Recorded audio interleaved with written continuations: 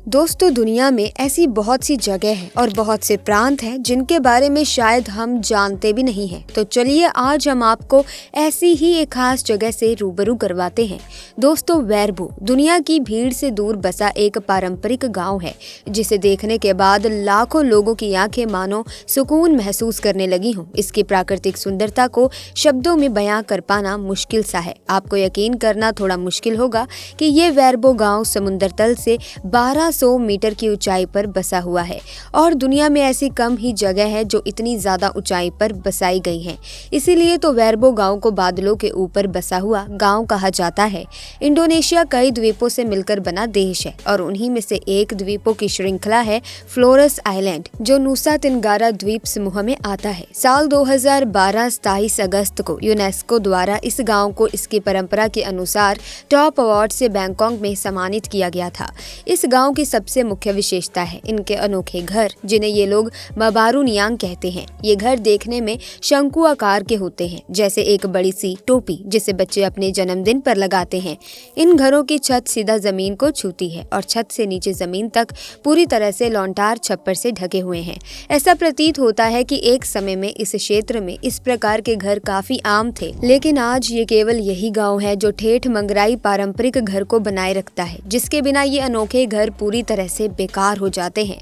इन घरों को 5 भागों में बांटा गया है, जिसमें हर एक भाग अपने खास चीज के लिए है। जैसे कि पहला भाग, जिसे ये लोग लुतूर या टेंट कहते हैं, यहाँ परिवार रहता है। दूसरे भाग को ये लोग लोबो कहते हैं, जहाँ खाना और दूसरे सामान रखे जाते हैं। तीसरे भाग को लेंटर कहा जाता है और ये हिस्सा अगली फसल के लिए बीजों को रखने के लिए इस्तेमाल किया जाता है।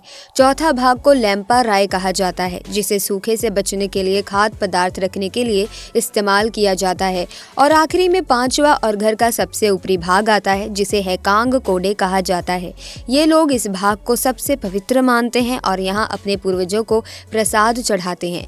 दोस्तों, इस वेरबो गांव में केवल 7 घर हैं। इसके अलावा एक घर और है जहाँ गांव के सभी लोग अपने त्योहार, समारोह और अनुष्ठान के लिए इकट्ठा होते हैं।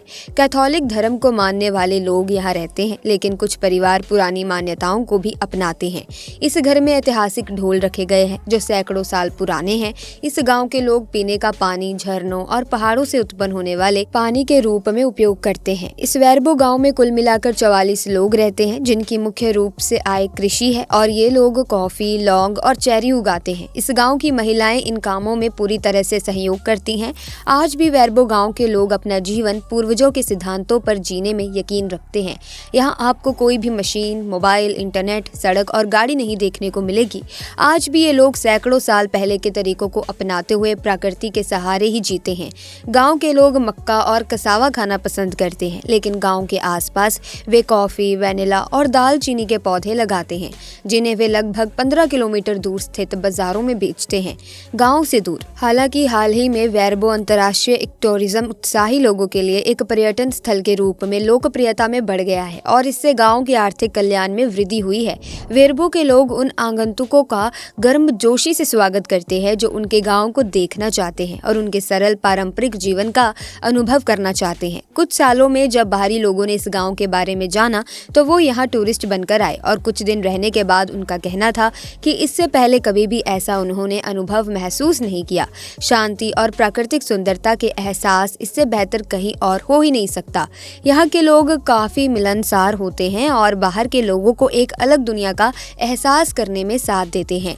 अगर आप कभी इंडोनेशिया के सफर पर निकले तो इस वेरबो विलेज को विजिट जरूर करना। आपको ऐसी जगह, ऐसी परंपरा, ऐसे घर और ऐसे लोग पहले कभी देखने को नहीं मिलेंगे। आपको जानकर हैरानी होगी कि इस गांव में मुख्य रूप से केवल 7 घर हैं। वेरबो गांव के सबसे नजदीक देंगे विलेज जाता है, जहां पैदल चलकर ही 4 से 5 घंटे में पहुंचा जा सकता है। वेरबो पूरी तरह से मनोरम पहाड़ों और तोड़ों के घने जंगलों से घिरा हुआ है। इस अविश्वसनीय गांव में उष्णकटिबंधीय जंगल और वनस्पति भरपूर मात्रा में मिलती है। इस गांव में मोबाइल के नेटवर्क भी नहीं आते हैं और बिजली केवल शाम को 6 बजे से रात के 9 बजे तक ही आती है। इस गांव का निर्माण एम्पू मारो ने 9 साल पहले अपनी पत्नी के साथ किया था और आज यहाँ उनकी 18वीं पीढ़ी के लोग रहते हैं। तो दोस्तों, आज की वीडियो में बस इतना ही। वीडियो इंटरेस्टिंग लगी तो वीडियो को लाइक करें, शेयर करें, चैनल को सब्सक्राइब करके बेल आइकन को प्रेस कीजिए ताकि नए वीडियोस की अपडेट आपको मिलती रहे। Thanks for watching.